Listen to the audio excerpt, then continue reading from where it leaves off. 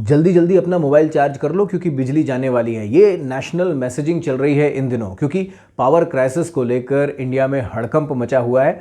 तो आज समझने की कोशिश करते हैं कि वाकई क्या पावर क्राइसिस है, वाकई क्या कोयले की कमी है, कोयले की डिमांड ज़्यादा है, वाकई क्या 3-4 दिनों में भारत के बहुत सारे हिस्सों में अंधेरा छा जाएगा। थोड़ा इस पे रोशनी डालते हैं। मेरा नाम अनिमेश है और ये जो कोल क्राइसिस है इसके क्या रीजंस हैं, धागा खोलते हैं, समझने की कोशिश करते हैं कि आखिरकार हुआ क्या है। तो बहुत सारी ऐसी बातें सामने आ रही हैं कि 137 जो हमारे यहाँ पे प्लांट्स हैं उनमें से 72 के पास बस 3 दिन का ही कोल का स्टॉक बचा हुआ है। उसके बाद उनकी चिमनियाँ बुझ जाएंगी, अंधेरा छा जाएगा, और 50 तो ऐसे हैं जिनके पास 4 से 5 दिन का कोयले का ही स्टॉक बचा हुआ है। तो आखिरकार ये सिचुएशन आई कैसे? इसके 1, 2, 3, 4 रीजंस हैं। पहला रीजन है कोविड। आप कहेंगे अच्छा यहाँ पे भी कोविड? मैं कहूँगा हाँ जी, यहाँ पे भी कोविड की वजह से इंडस्ट्रीज बंद थी, कोयले की डिमांड कम थी, कोयले का प्रोडक्शन ज़्यादा लग रहा था। और उस वजह से क्या हुआ कि जब जैसे ही कोविड की सिचुएशन डाउन हुई और ज़िंदगी की सिचुएशन अप हुई, इंडस्ट्रीज़ खुली, प्रोडक्शन शुरू हुआ, कोयले की पावर की डिमांड बढ़ गई, 18% तक बढ़ गई। और कोल इंडिया उस बढ़ी हुई 18% डिमांड का सिर्फ 5 से 10% ही सप्लाई कर पा रहा है। इस वजह से कहीं कहीं पर क्राइसिस की सिचुएशन है। रीजन नंबर 2, बारिश। मॉनसून इस बार अतिथि तुम कब जाओगे टाइप का रुका हुआ था। यूजुअली 14 सितंबर को इसकी विदाई हो जाती है, इस बार जाने का नाम ही नहीं ले रहा था, रुका हुआ था और बारिश को रुकने नहीं दे रहा था। बहुत सारे इलाकों में आपको पता है बहुत पानी गिरा है, और उस पानी ने किया क्या है कि जो कोयला ऑलरेडी खोद कर निकाला जा चुका था उसे भिगा दिया है। तो वो अभी सप्लाई के लायक नहीं है, स्टॉक डिस्पैच नहीं हुए हैं। बहुत सारी ओपन कास्ट माइंस जो थी वहाँ पे भर गया है पानी। अमिताभ बच्चन की फिल्म कोयला देखी थी ना, बस वैसा ही हालात हैं और इस वजह से ये दिक्कत है। दिक्कत नंबर 3 में है 2 देशों की लड़ाई। एक है चाइना, दूसरा है ऑस्ट्रेलिया। आप कहेंगे गुरु 2 की लड़ाई में तीसरे का फायदा सुना था, यहाँ पर तो 2 की लड़ाई में तीसरे का घाटा हो रहा है। मैं कहूँगा हाँ जी, हो तो रहा है।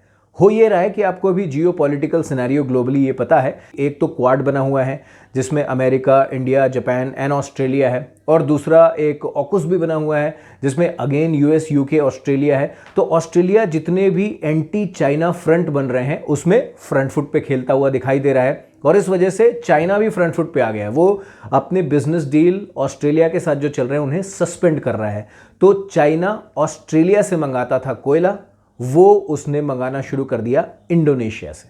आप कहेंगे तो दिक्कत क्या है? दिक्कत ये है कि हमारे इंडियन प्लांट्स भी इंडोनेशिया से ही कोयला मंगाते थे और चाइना भी मंगाने लगा, तो वहां पे बढ़ गई डिमांड और बढ़ गए रेट। 6000 टन में मिलने वाला कोयला जो है वो 16,000 रुपए पहुंच गया।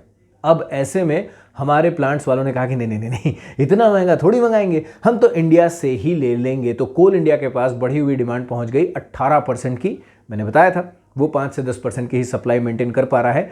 तो ये एक दिक्कत और है जिसने इस वक्त इस कोल क्राइसिस को थोड़ा और गहरा कर दिया है। आप कहेंगे अच्छा ये भी एक रीज़न है, हो गई सारी दिक्कतें ख़त्म? मैं कहूँगा नहीं, प्लांट्स ने भी गलतियाँ की थी। दिक्कत नंबर 4, जो प्लांट्स होते हैं उनको ये रूल दिया गया है कि अपने पास 22 से 25 दिनों का कोयले का स्टॉक रखें। लेकिन कोविड के टाइम पे क्या हुआ था, प्रोडक्शन डाउन था, इंडस्ट्रीज बंद थी और कोयले की सप्लाई ठीक ठाक थी। तो आपने रिक्विजिशन भेजी, 24 घंटे में कोयला आपके पास पहुंच गया। तो प्लांट्स ने क्या किया कि 7 से 10 दिनों का ही स्टॉक अपने पास रखना शुरू कर दिया। वो 22 से 25 दिन के स्टॉक वाला नियम जो है थोड़ा डाइल्यूट हो गया।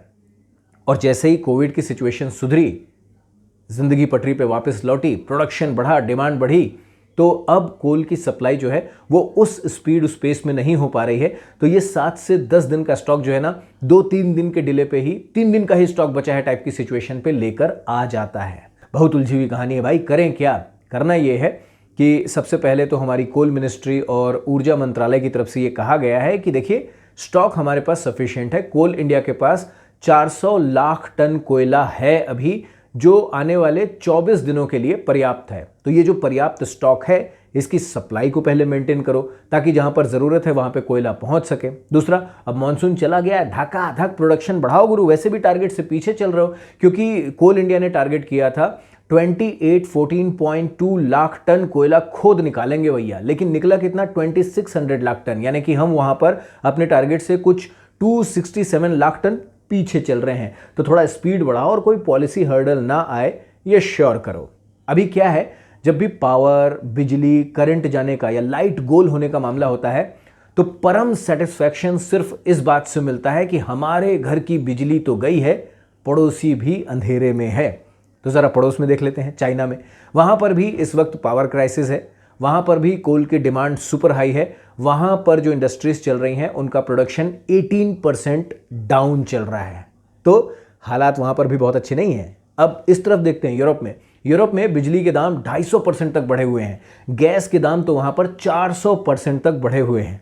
अब आपको लग रहा होगा कि अच्छा हमारे ऊपर थोड़ा प्रेशर है, लेकिन हमसे कहीं ज़्यादा प्रेशर में हमारे इधर के और इधर के दोनों तरफ के लोग हैं, और ये है परम सेटिस्फैक्शन। तो इस परम सेटिस्फैक्शन के साथ ये उम्मीद कीजिए कि एक तो कोल इंडिया के पास जो कोल का स्टॉक है वो प्रॉपरली सप्लाई चेन के जरिए जल्दी से प्लांट्स के पास पहुंचेगा ताकि ये क्राइसिस दूर हो। दूसरा, प्रोडक्शन बढ़ेगा ताकि प्रोडक्शन की जो डिमांड है उसे मीट आउट किया जाए। तीसरा, ठंड जल्दी से आ जाए क्योंकि रात में भी एसीज चल रहे हैं, फैंस, कूलर चल रहे हैं, उसने इलेक्ट्रिसिटी की डिमांड को बढ़ाया हुआ है। मतलब 390 करोड़ यूनिट्स पर डे इस टाइप की डिमांड चल रही है, वो थोड़ी सी डाउन हो। और चौथा, थोड़ी आदत बदल लो यार। जैसे हम इस कमरे से जब निकलेंगे ना तो यहाँ की लाइट, एसी सब कर देंगे बंद ताकि यहाँ पर बिजली बच सके। तो जहाँ पर यूज़ नहीं हो रहा इलेक्ट्रिसिटी का, वहाँ पर इलेक्ट्रिसिटी का अगर कोई भी बटन चालू है उसे बंद कर दो, और लाइक का, कमेंट का, शेयर का जो बटन दिखाई दे रहा है उसे थोड़ा यूज़ करो। फिर मिलते हैं। उम्मीद करते हैं रोशनी बरकरार रहेगी, खुशियों की भी और इलेक्ट्रिसिटी की भी। नमस्कार।